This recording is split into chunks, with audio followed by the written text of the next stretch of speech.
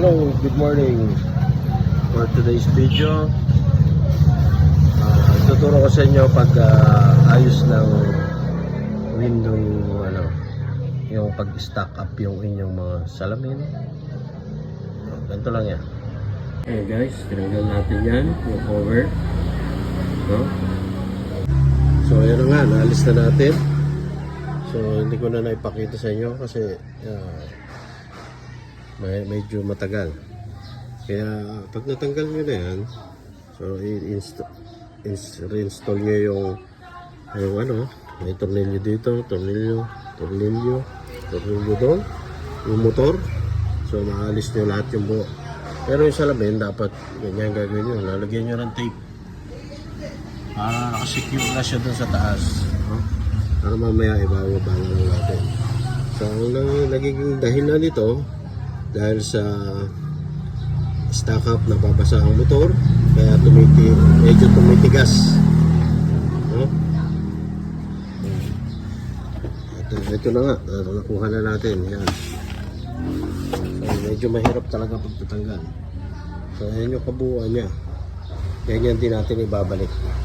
So ito ang problema, kaya order tayo ng bagong motor. Tingnan natin kung parehas.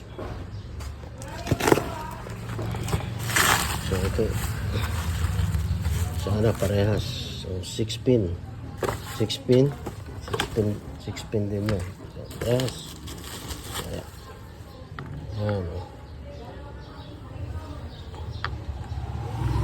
tama naman yung tornilyo nya.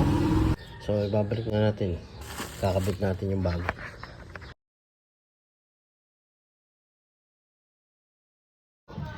Okay, nilagay na natin yung bago. Ito yung luma. Nag-match naman siya, no?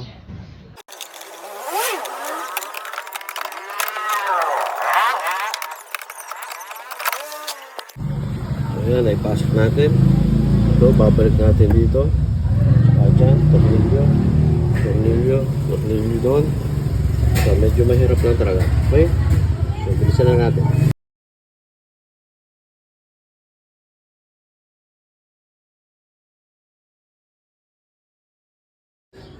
Guys, binalik natin to para ma-try natin. So yan.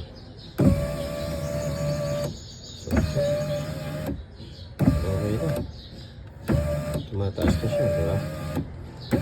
So ngayon, babalik natin yung salamin dahil okay na naman siya. Pwede na yan. So ibabalik ko na ngayon itong salamin na naka-tape muna dyan. So guys, babalik na natin yung salamin. Natanggalin lang natin yung tape. Tapos bababa natin. Shoot natin dito. Magka-clamp na siya. Okay?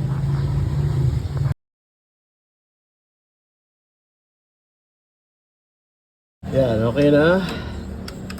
So yan, babalik na natin. Gumagana na siya. Ito, yun. So yan, nakalock lang yan dyan. Isusok na lang.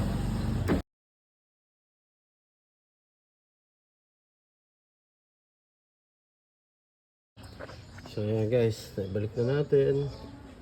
Testing uli natin kung gagana. Amazing.